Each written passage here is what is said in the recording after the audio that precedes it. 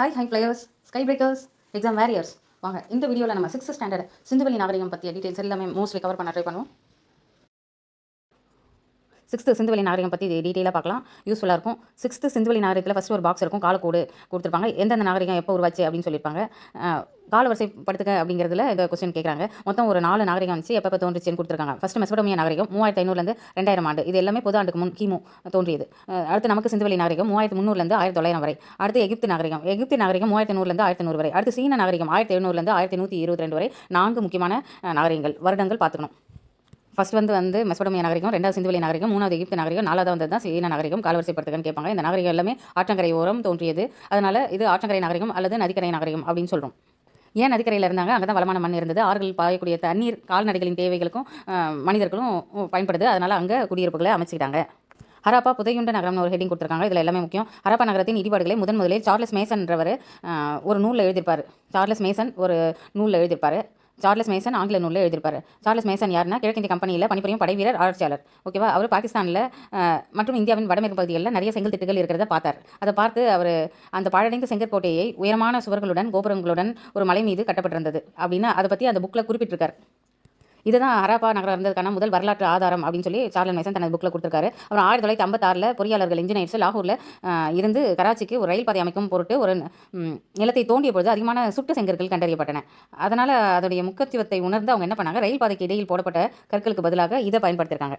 1920 தொல்பொருள் ஆய்வாளர்கள் ஹராப்பா மற்றும் மொஹஞ்சதாரோ நகரங்களை அகழ்வாய்வு செய்ய ஆரம்பித்தாங்க. அதுக்கப்புறமா தான் ரொம்ப நாளுக்கு அப்புறம் அந்த ரகசியம் வெளிவந்தது. 1924 இந்திய தொல்பொருள் ஆய்வகத்துறையின் இயக்குனர் ஜான் மார்ஷல் அவர் ஹரப்பாவிற்கும் மொஹஞ்சதாரோவுக்கும் நிறைய பொது அம்சங்கள் இருக்குது அப்படின்னு சொல்லியிருக்காரு. இது ரெண்டுமே பெரிய நகரத்தை சார்ந்த 2 வெவ்வேறு பகுதிகள் சொன்னாங்க. பொது அம்சம் இருந்தாலும் கூட ஹரப்பா வேற மொஹஞ்சதாரோ வேற அப்படின்னு ஜான் மார்ஷல் அவர்கள் சொல்கிறார். அப்புறம் ஹரப்பா நாகரிகம் மொஹஞ்சதாரோவை விட ரொம்ப பழமையானது அப்படின்னு சொல்கிறாரு நம்ம ஜான் மார்ஷல். நாகரிகம் என்ற வார்த்தை பண்டைய லத்தீன் மொழி சொல்லான சிவிஸ் அதிலிருந்து வந்தது தான். ஓகேவா? ஞாபகம் வச்சுக்கணும். நகரம், சிவிஸ்னா நகரம். தொல்லியலாளர்கள் எவ்வாறு புதையுண்ட நகரத்தை கண்டுபிடிச்சாங்க அப்படின்னு பார்த்தோன்னா, செங்கற்கள், கற்கள், உடைந்த பனை ஓடைகள் போன்றவற்றை ஆராய்ந்து அவை பயன்படுத்தப்பட்ட காலத்தை அறிந்து கொள்கிறார்கள். யார்? இந்த அகழ்வாராய்ச்சியாளர்கள். அப்புறம் பண்டைய இலக்கிய ஆதாரங்கள் இதெல்லாம் வச்சும் இந்த தொல்லியலாளர்கள் புதையுண்ட நகரத்தை பற்றி கண்டுபிடிச்சாங்க. அப்புறம் வான்வழி புகைப்படங்கள், சேட்டலைட் இமேஜஸ் மூலமாகவும் புதையுண்ட நகரங்களை பற்றி கண்டுபிடிச்சிட்டாங்க. அடுத்து மேக்னெட்டிக் ஸ்கேனர், காந்தப்புல வருடி அப்படின்னு சொல்லுவாங்க, அதை பயன்படுத்தி நிலத்தடியை ஆய்வு செய்து தொல்லியலாளர்கள் அந்த புதையுண்ட நகரத்தை கண்டுபிடிக்கிறாங்க. இப்போ ஒரு நிலத்தை மேக்னெட்டிக் ஸ்கேனர் வச்சு ஆய்வு செஞ்சு ஸ்கேன் பண்ணி கண்டுபிடிக்கிறாங்க. இந்திய தொல்பொருட்கள் புதையுண்ட நகரங்கள் ஏதாவது இருக்கா அப்படிங்கிறத கண்டுபிடிக்கிற மெத்தட் பேர் தொலை நுண்ணுணர்வு முறை மூலமா கண்டுபிடிக்கிறாங்க. அதுக்கு ரேடார் கருவியை பயன்படுத்துகிறாங்க. ஓகேவா? அடுத்து அலெக்சாண்டர் கன்னிங்ஹாம், இந்திய தொல்லியல் துறை ASI archaeological survey of India அதில் பணியாற்றுகிறார், டைரக்டராக இருக்கார். 1961 ஆண்டு அலெக்சாண்டர் கன்னிங்ஹாம் என்ற நில அளவையாளர் சர்வேயர் அவருடைய உதவியோடு தான் அமைக்கப்பட்டது இந்த ஆர்கியாலஜிக்கல் சர்வே ஆஃப் இந்தியாங்கிறது நிறுவப்பட்டது. இதன் தலைமை எங்கே இருக்குன்னா புது டெல்லியில் இருக்குது. இப்போ சிந்துவெளி நாகரிகம், இப்போ ஹரப்பா நகரத்துடைய காலவரையறை பார்த்தோன்னா, புவியலை தெற்காசியா வரை பரவியிருக்கு. காலம் வெங்கல காலம், குறிப்பாக சொன்னால் 3300 1900 வரை. இது ஹரப்பா பற்றி சொல்கிறாங்க. சிந்துவெளிக்கும் ஹரப்பாவும் கம்பேர் பண்ணிக்கணும். அடுத்து கதிரியக்க கார்பன் வயது கணிப்பு முறையில் தான் இதனுடைய வயது எப்போ உருவானதுங்கிறதெல்லாம் கண்டுபிடிச்சிருக்காங்க. பரப்பு பார்த்தோன்னா 13 லட்சம் சதுர கிலோமீட்டர். நகரங்கள் பார்த்தோன்னா 6 பெரிய நகரங்கள் இருந்துச்சு. கிராமங்கள் ஒரு 200க்கும் மேற்பட்ட கிராமங்கள் இருந்திருக்கு ஹரப்பாவில். வெங்கல காலம்னா என்ன? மக்கள் வெங்கலத்தாலான பொருட்கள் தான் அதிகமாக பயன்படுத்துனாங்க, அதனால் அது வெங்கல காலம். ஓகே. ஹரப்பா நாகரிகம் நகர நாகரிகம் ஏன்னா சிறப்பான நகர பிளானிங் இருந்துச்சு, சிறப்பான கட்டிடக்கலை வேலைப்பாடு இருந்தது, பொது சுகாதாரம், தூய்மை இதுக்கெல்லாம் இம்பார்ட்டன்ஸ் கொடுத்தாங்க. எடைகள் அளவீடுகள்லாம் தரமாக ஸ்டாண்டர்டாக யூஸ் பண்ணிட்டு இருந்தாங்க. விவசாயம் மற்றும் கைவினை தொழில்களும் திடமான அடித்தளம் அமைச்சு கொடுத்தது ஹரப்பா நகரத்திற்கு. அதனால் ஹரப்பா நாகரிகம் ஒரு நகர நாகரிகம் சொல்கிறாங்க. சிந்துவெளி நகரத்தின் சிறப்பம்சமே அந்த பிளான்டு நகர அமைப்பு தான். ஹரப்பா நகரமும் ஒரு திட்டமிட்ட நகர அமைப்பு. அது மேல் நகர அமைப்பு, கீழ் நகர அமைப்புன்னு ரெண்டும் இருக்கும். இந்த மேல் நகர அமைப்பில் மேற்கு பகுதி கொஞ்சம் நகரத்தின் மேற்கு பகுதி சற்று உயரமாக இருக்கும், அது கோட்டை மாதிரி இருக்கும். நகரத்தின் உயர் பகுதியில் மலை மேலே ஒரு கோட்டை மாதிரி இருக்கும். இதில் நகர நிர்வாகிகள் இதை பயன்படுத்திட்டாங்க.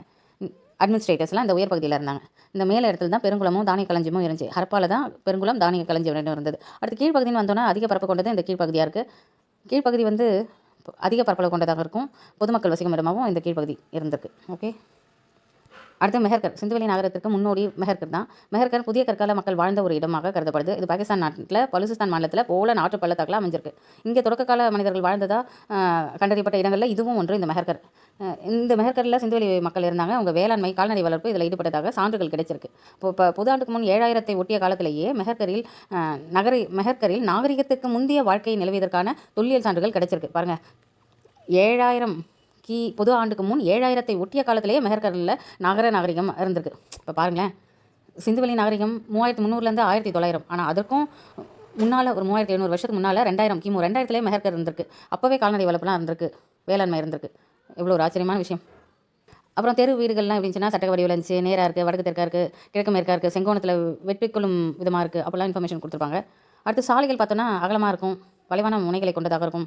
வீடுகள் தெற்கில் இரு ஓரங்களிலும் சீராக அமைஞ்சிருக்கு. வீடுகள் 2 மாடி வரலும் வீடு இருந்துச்சு. எல்லா வீட்லையும் பல அறைகள், கழிவறை, குளியலறை இதெல்லாம் இருந்திருக்கு. சுட்ட சற்கள், சுண்ணாம்பு செங்கற்கள், உலர வைக்கப்பட்ட செங்கற்கள் இதெல்லாம் இருந்திருக்கு. இதெல்லாம் யூஸ் பண்ணி அவங்க கட்டிருக்காங்க. உலர வைக்கப்பட்ட செங்கற்கள் இருந்திருக்கு. கூரைகள் போடப்பட்டது சமமாக இருந்திருக்கு. அரண்மனைகளையே வழிபாட்டு தலங்களோ எதுவும் அப்போதைக்கு இருந்ததா இல்லை. ஸோ அத்தகைய ஆதாரங்கள் எதுவும் கிடைக்கலன்றாங்க. கட்டடங்கள் கட்டுவதற்கு ஏன் சுட்ட செங்கற்கள் யூஸ் பண்ணாங்கன்னா அது ஸ்ட்ராங்காக இருக்கும் அப்படின்னு சொல்லியிருக்காங்க. அப்புறம் கழிவுநீர் அமைப்பு இருந்திருக்கு. கழிவுநீர் அமைப்பு எப்படி இருக்குன்னா கல் திட்டுகள்லாம் போட்டிருப்பாங்க. ஒரு ஸ்லைடு மாதிரி அப்படியே க்ளோஸ் பண்ணி வச்சுருப்பாங்க, வேணுன்றப்ப ஓப்பன் பண்ணிக்கிற மாதிரி வச்சுருப்பாங்க. திடக்கழிவுகளை தேக்குவதற்கான குழிகள் இருந்திருக்கு. அப்படி நீரை மட்டும் வடிகட்டி வெளியேற்ற குழிகளும் வச்சுருந்துருக்காங்க. பெருங்குளம் செவ்வக வடிவத்தில் இருக்குது. இயற்கை தாரை பயன்படுத்தி அந்த வழிகள்லாம் அடைக்கப்பட்டிருந்தது. இயற்கை தாருக்கான விளக்கம் வந்து சொல்லியிருப்பாங்க, பிட்மனால் ஆனது அப்படின்னு சொல்லுவாங்க. அதெல்லாம் அப்புறமா பார்ப்போம். அடுத்து வடப்புறத்திலும் தென்புறத்திலும் படிக்கட்டு இருந்திருக்கு. எப்படி வடப்புறத்திலும் தென்புறத்திலும் குளத்திற்குள் செல்ல படிக்கட்டுகள் இருந்திருக்கு. கிழக்குலேருந்து நீரை இறைத்து பெருங்குளத்திற்கு நீரை உள்ளே விட்றாங்க, யூஸ் பண்ணுறாங்க. நீர் வெளியேறவும் வகை செஞ்சுருக்காங்க. ஓகேவா. அடுத்து தானிய களஞ்சியம்னு பார்த்தோம்னா தானியத்தை சேர்த்து வச்சுருந்தாங்க. கோதுமை, பார்லி, திணை வகைகள், நெல், பருப்பு, எள்ளு பருப்பு வகைகள் இதெல்லாம் யூஸ் பண்ணிட்டு இருந்தாங்க. அங்கே தானியத்தில் கிரானரிஸில் யூஸ் பண்ணி வச்சுருக்காங்க. தானிய களஞ்சியம் ஹரியானாவில் ராக்கி கார்கியில் கிடச்சிருக்கு. இதை தான் வந்து முதிர்ச்சி அடைந்த ஹரப்பா நகரிகம்னு சொல்லுவாங்க. 9th ஹரப்பா 3 இதாக பிரிச்சிருப்பாங்க. முதிர்ந்த ஹரப்பா அப்படின்லாம் 3 இதாக பிரித்து வச்சுருப்பாங்க. ஓகே.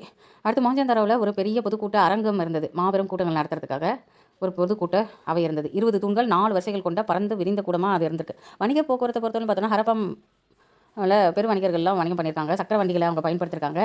ஆற்கால் இல்லாத திடமான சக்கரங்களை பயன்படுத்தியிருப்பாங்க. ஓகேவா. மேலும் இவர்கள் வந்து மெசபடோமியா கூட வணிகத்தில் ஈடுபட்டிருக்காங்க. ஈராக், குவைத், சிரியா போன்ற பகுதிகள் கூட வணிகம். அப்புறம் பண்டைய மெசபடோமியாவில் உள்ள சுமேர் பகுதிகளில் கூட இந்த ஹரப்பா நாகரிக பொருட்கள் கிடச்சிருக்கு. சுமேரியாவின் அக்காடிய பேரரசுக்கு உட்பட்ட நாராம் சிங் என்பவர் சிந்துவெளி பகுதியில் இருக்க மெலுக்கா என்ற இடத்துலேருந்து அணிகலன்லாம் வாங்கியிருக்காரு. அதுக்கான குறிப்பு வந்து சான்றுகள் வந்து நமக்கு கிடைச்சிருக்கு.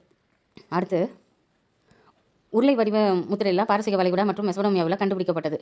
ஓகேவா. சிந்துவெளி பகுதிகளிலும் இருந்திருக்கு. ஸோ வணிகம் நடந்திருக்குன்னு தெரிய வருது. அப்புறம் குஜராத்தில் லோத்தல்ன்ற இடத்துல கப்பல் கட்டும் மற்றும் செப்பனிடும் தளம் ஒன்று இருந்திருக்கு. ஓகே. லோத்தலில் கப்பல் கட்டும் தளம், கப்பல் செப்பனிடும் தளம் இருக்குது சொன்னோம். சபர்மதி ஆற்றின் துணை ஆற்றின் கரையில் இந்த லோத்தல் அமைஞ்சிருக்கு குஜராத்தில். அப்புறம் மொஹஞ்சதாரோ ஆண் சிலை பற்றி நம்ம பேசணும். அமர்ந்த நிலையில் இருக்குது. இது மொஹஞ்சதாரோவில் கண்டுபிடிக்கப்பட்டிருக்கு. தலைப்பட்டை அப்படின்னு ஒன்று இருக்குது. கை மேற்பகுதியில் ஒரு சின்ன அணிகலன் போட்டுட்ருக்காரு. தலைப்பட்டைன்னு ஒன்று தலையில் போட்டிருக்காரு. தாடி இருக்குது. தாடியும் நன்றாக ஒழுங்குபடுத்தப்பட்ட ஒரு தாடியோடு இருக்கார் அந்த பொம்மை, ஆண் உருவம். காதுகளில் துளைகள் காணப்படுது. அப்போ அணிகலன் அணிஞ்சிருக்காங்க அப்படின்னு தெரிய வருது. அந்த காலத்தில் ஆண் பெண் இருவரும் அணிகலன் போட்டிருக்காங்க. அப்புறம் குஜராத் மாநிலத்தில் ஒரு தந்தத்தினாலான ஒரு அளவுகோல் இருக்குது. 1704 மில்லிமீட்டர் வரை சிறிய அளவீடுகளே அதில் இருக்குது. அதன் சமகால நகரங்களில் கண்டுபிடிக்கப்பட்ட அளவுகோலில் இதுதான் மிக சிறியது அப்படின்னு அறியப்படுது. ஓகேவா. மனிதர்கள் முத யூஸ் பண்ண உலோகமே செம்பு. அப்புறம் ஒரு வெங்கலத்தால் ஆன பெண் சிலையும் மொஹஞ்சதாரோவில் கிடச்சிருக்கு. இது நடனம் அது மாதிரி இருக்குது. இது முதல்ல பார்த்தவர் சர் ஜான் மார்ஷல். பல நூறு ஆண்டுகளுக்கு முற்பட்ட வரலாற்றுக்கு முற்பட்ட காலத்தை செய்தது அப்படின்னு அவரால் நம்பவே முடியல, ஜான் மார்ஷல் அவர்களால். ஏன்னா இது போன்ற உருவாக்கம் பண்டைய கிரேக்க மக்களுக்கு தான் தெரிஞ்சது. கிரேக்க காலம் வரை இப்படி தெரியல. ஆனால் அப்போ ஏறத்தாழ 3000 ஆண்டுகளுக்கு முன்னாலேயே வந்து இவங்க பண்ணியிருக்காங்க. கொர்க்கை, வஞ்சி, தொண்டி இதெல்லாம் பாகிஸ்தானில் இப்போவும் இருக்க பகுதிகளுடைய பேர்கள். ஆப்கானிஸ்தானில் கொர்க்கை, பூம்புகார் போன்ற சங்ககால நகர துறைமுக பேர்கள்லாம் இருக்குது. காவிரி, பொருணஸ் அதெல்லாம் வந்து பாகிஸ்தானில் இருக்குது. காவிரிவாலா, பொருணை போன்ற பேர்கள் தமிழ் சொற்கள் வந்து அங்கே இடத்தின் பேராக இருக்குது. அப்புறம் மறைந்த பொக்கிஷங்கள்லாம் சிந்துவெளியிலேருந்து சொல்கிறாங்க. சிந்துவெளி எழுத்துக்கள் இப்போ நம்ம பறித்து புரிஞ்சிக்கவே முடியல. அப்போ அவங்களுடைய உடைகளை வச்சு தான் ஒரு சில கருத்துக்களை நம்ம தெரிஞ்சுக்க முடியுது. பருத்தி ஆடைகளை பயன்படுத்தியிருக்காங்க. அப்புறம் சுழல் அச்சுகள் பயன்படுத்தியிருக்காங்க. அப்போ நூலை சுற்றி இழுப்பதற்கான நெசவு நூலை இழுக்கிறதுக்காக சுழல் அச்சு யூஸ் பண்ணியிருக்காங்க. கம்பளி ஆடைகள் கூட பயன்படுத்தியிருக்காங்க அவங்க. அப்புறம் அமைதியான குணமுடையவர்களாக இருந்திருக்காங்க. ஓகேவா. அமைதியும் அன்பும் உடையவர்களாக இருந்திருக்காங்க. அந்த காலகட்டத்தில் போரில் நடந்த மாதிரி எந்த ஆதாரமும் கிடைக்கப்பெறவில்லை. குடியிருப்பு வந்து தரைமட்டத்திலேருந்து நன்கு உயர்த்தப்பட்ட தளங்களில் பயன்படுத்தியிருக்காங்க. அமைதியான வாழ்க்கை வாழ்ந்திருக்காங்க. போர் இல்லை, படை இருந்ததா தெரியல. சில ஆயுதங்கள் மட்டுமே கிடச்சிருக்கா அப்போதைக்கு. ஓகேவா. சிந்துவெளி மக்களுடைய ஆடைகள் அணிகலன்லாம் கொஞ்சம் விலை மதிப்பில்லாததாக இருந்தது. அப்போ நல்ல ராயல் லைஃபாக இருந்திருக்காங்க. ஆண் பெண் இருப்பாளரும் அணிகலன் யூஸ் பண்ணியிருக்காங்க. விலை உயர்ந்த கற்களை பயன்படுத்தி ஆர்னமெண்ட் செஞ்சுருக்காங்க. தந்தம், சங்கு, செம்பு, சுடுமண் இவற்றாலான கற்களாலான அணிகலன்களையும் பயன்படுத்தியிருக்காங்க. சிந்துவெளி மக்களுக்கு இரும்பை பற்றி ஒன்றுமே தெரியாது. குதிரையை பற்றிய அந்த நாலேஜும் அவங்களுக்கு இல்லை. சிந்துவெளி மக்கள் ஆபரணம் செய்ய சிவப்பு நிற மணிக்கற்களை கார்னிலியன் அப்படின்ற மணிக்கற்களை பயன்படுத்தியிருக்காங்க சிந்துவெளி மக்கள். இவங்க இப்படி இருக்காங்கன்னா அதுக்கு ஒரு அதிகார மையம் இருந்திருக்கணும், ஒரு உள்ளாட்சி அமைப்போ இல்லை ஏதோ ஒரு அதிகார மையம் இருந்திருக்கணும்னு நம்பப்படுகிறது. வேளாண்மை, கைவினைப் பொருட்கள் செய்கிறது, பானை வனைதல், அணிகலன் செய்தல், இதெல்லாம் இவங்களுடைய தொழில்களாக இருந்திருக்கலாம் அப்படின்னு தெரியுது. வர்த்தகர்கள், வணிகர்கள், கைவினைஞர்கள்லாம் இருந்திருக்காங்க. கால்நடை வளர்ப்பு அவர்களது முக்கியமான தொழிலாக இருந்திருக்கு. சக்கரை பயன்படுத்தி பற்றி தெரிந்து வச்சுருக்காங்க. ஆறுக்கால் இல்லாத சக்கரெல்லாம் பயன்படுத்தியிருக்காங்க. மண்பாண்டங்கள் சக்கரங்களை கொண்டு செஞ்சுருக்காங்க. சிவப்பு பிளாக் அண்ட் ஒயிட் மண்பாண்டம் செஞ்சுருக்காங்க. விலங்குகள் உருவங்களுடன் காணப்படக்கூடிய வடிவியல் வடிவமைப்பு எல்லாம் பண்ணியிருக்காங்க. சமய நம்பிக்கை பற்றி எந்த ஆதரவும் கிடைக்கப்பெறவில்லை. பெண் சிலைகள் இருக்குது, அதனால் தாய் தெய்வ வழிபாட்டை பயன்படுத்தி ஃபாலோ பண்ணியிருக்கலாம். கலைத்திறனை பொறுத்தவரையிலும் அவங்க பொம்மையெல்லாம் செஞ்சுருக்காங்க. சுடுமண்ணால் டெரக்கோட்டா பொம்மைலாம் செஞ்சுருக்காங்க. ஹரப்பா நாகரிகம் அழிந்ததுக்கான காரணம் என்னவாக இருக்கும் அப்படின்னு சொன்னாங்க. புதாண்டுக்கு முன் 1900க்கு பின்னர் 1900க்கு முன்னாடி 1900க்கு முன்னால் ஹரப்பா நாகரிகம் சரிய தொடங்கியது. வெள்ளப்பெருக்கு, படையெடுப்பு, இயற்கை சீற்றங்கள், கால்நிலை மாற்றம், காடு அழிதல், நோய் தொற்று இதன் காரணமாக அழிஞ்சிருக்கலாம் நம்பப்படுது. சிந்துவெளி நகரமும் ஹரப்பா நாகரிகமும் ஏறக்குறைய ஒன்று தான். சிந்துவெளி நாகரிகம் உலகின் மிக பழமையான நாகரிகத்தில் ஒன்று. பழமையான 4 நாகரிகங்களில் பெரிய பரப்பளவு கொண்டது. மெசபடோமியா, சிந்து, எகிப்து, சீனா இந்த 4த்தில் இது பெரிய ஸ்கொயர் ஃபீட் ஏரியா வச்சிருக்கு. உலகின் முதல் திட்டமிடப்பட்ட நாகரிகங்களில் தான் சுகாதாரம், வடிகால் அமைப்புலாம் இங்கே ஃபாலோ பண்ணியிருக்காங்க. சுத்தம், சுகாதாரம்லாம் ரொம்ப ஃபாலோ பண்ணியிருக்காங்க. முதல் எழுத்து வடிவம் வந்து சுமேரியர்களால் உங்களுக்கு உருவாக்கப்பட்டது. மொஹஞ்சதாரோவில் பார்த்தோன்னா அந்த தொல்பொருள் ஆராய்ச்சி நடைபெறும் இடம் வந்து உலக பாரம்பரிய யுனெஸ்கோ அமைப்பு வந்து அறிவிச்சிருக்காங்க. ஓகே, அடுத்து கதிரியக்க கார்பன் வயது கணிப்பு. கார்பன் 14 ஐசோடோப் பயன்படுத்தி தான் வயது கண்டுபிடிக்கிறாங்க. எந்த ஐசோடோப் கேட்பாங்க. கார்பன் 14 முறை, கதிரியக்க கார்பன் முறை அப்படின்னு கூட இந்த மெத்தடை சொல்லுவாங்க.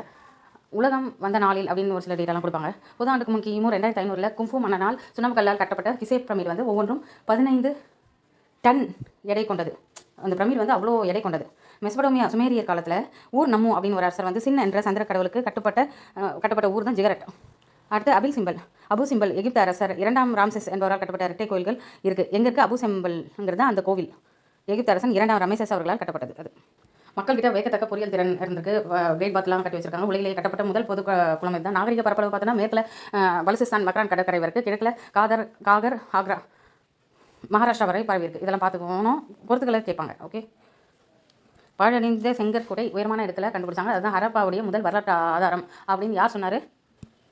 சார்லஸ் மேசன் அவர்கள் தான் அப்படி சொன்னார். ஏஎஸ்ஐ இந்திய தொழில்துறை யாருடைய உதவியால் யார் உருவாக்குனாங்க அப்படின்னு கேட்பாங்க. அலெக்சாண்டர் கனிங்ஹாம். ஹரப்பாவிற்கும் மொஹஞ்சதாரோ இது ரெண்டுத்துக்கும் பொதுவான அம்சங்கள் இருக்குது, ஆனாலும் ரெண்டும் வெவ்வேறு நகரங்கள் அப்படின்னு சொன்னது யார்? ஜான் மார்ஷல் தான் அப்படி சொல்லியிருப்பார். சிந்துவெளி நாகரிகத்திற்கு முன்னோடி நாகரிகம்னு எதை சொல்கிறோம்? மெஹர்கர். பெருங்குளத்தில் நீர் கசியாமல் இருக்கிறதுக்கு என்ன பண்ணுவாங்க? அதில் இயற்கை தார் பயன்படுத்தினாங்க. பிட்டுமனஸ் அப்படின்ற இயற்கை தாரை பயன்படுத்தினாங்க இல்லையா? தானிய களஞ்சியம் இப்போதைய கரண்ட் பிளேஸ் எங்கே இருக்குன்னா, எங்கே இருக்குது? ஹரியானா மாநிலத்தில் ராக்கிகர்ன்ற பிளேஸில் இருக்குது. ராக்கிகர்ங்கிற இடத்துல இருக்குது. லோத்தலில் கப்பல் கட்டும் தளம் மற்றும் கப்பல் சப்பனைக்கும் தளம். ஓகே, சிந்துவெளி மக்கள் எந்த நாடு கூட வணிக தொடர்பு வச்சுருந்தாங்கன்னா மெசபடோமியா கூட வச்சுருந்துருக்காங்க. லோத்தல் எந்த ஆற்றின் துணை ஆற்றின் கரையில் இருக்குதுன்னு கேட்பாங்க. எந்த ஆறு? சபர்மதி ஆறு, குஜராத். ஓகே, ஆண் சிலை எங்கே கிடச்சிது? மொஹஞ்சதாரோவில், வெங்கலத்தால் ஆனது. பெண் சிலை எங்கே கண்டுபிடிச்சாங்கன்னா எதனால் ஆனது? வெங்கலத்தால் ஆனது. நடன மாது இல்லையா, அது எங்கே கண்டுபிடிச்சாங்க? ஜான் மார்ஷல் தானே இதை கண்டுபிடிச்சாரு. ஆமாம், வெங்கல மாதுவை கண்டுபிடிச்சது ஜான் மார்ஷல். அது எங்கே கண்டுபிடிச்சாங்க? அது மொஹஞ்சதாரோவில் தான். சக்கரை பயணம் அறிஞ்சவங்க பிளாக் அண்ட் ஒயிட் மண்பானை செஞ்சாங்க. ரெட் அண்ட் பிளாக் மண்பானை செஞ்சாங்க. ஆரம் இல்லாத சக்கரங்களை பயன்படுத்தினாங்க. பருத்தி ஆடை, கம்பளி ஆடை யூஸ் பண்ணாங்க. ஆண் பெண் 2 பேரும் அணிகலன்கள் யூஸ் பண்ணாங்க. சிவப்பு மணிக்கற்கள், கார்னிலியன் மணிக்கற்களாலான அணிகலன் யூஸ் பண்ணாங்க. தாய் தெய்வ வழிபாடு ஃபாலோ பண்ணாங்க. முதல் எழுத்து வடிவம் சுமேரியர்களுடைய தான் முதல் எழுத்து வடிவம். ஓகே ஃப்ரெண்ட்ஸ், நம்ம இப்போ வந்து 6th ஸ்டாண்டர்ட் சமச்சீர் புக்கில் இருக்க இண்டஸ் வேலி சிவிலைசேஷன் கண்டென்ட் மட்டும் இல்லாமல் எக்ஸ்ட்ரா நிறைய இண்டஸ் வேலி சிவிலைசேஷன் கீழே என்னென்ன கொஸ்டின் கேட்க வாய்ப்பு இருக்கோ மேக்ஸிமம் கவர் பண்ணி கொடுத்துருக்கோம். தேங்க்யூ. நீங்கள் வந்து வீடியோ பாஸ் பண்ணி நோட்ஸ் எடுத்துக்கோங்க. தேங்க்ஸ் ஃபார் வாட்சிங்.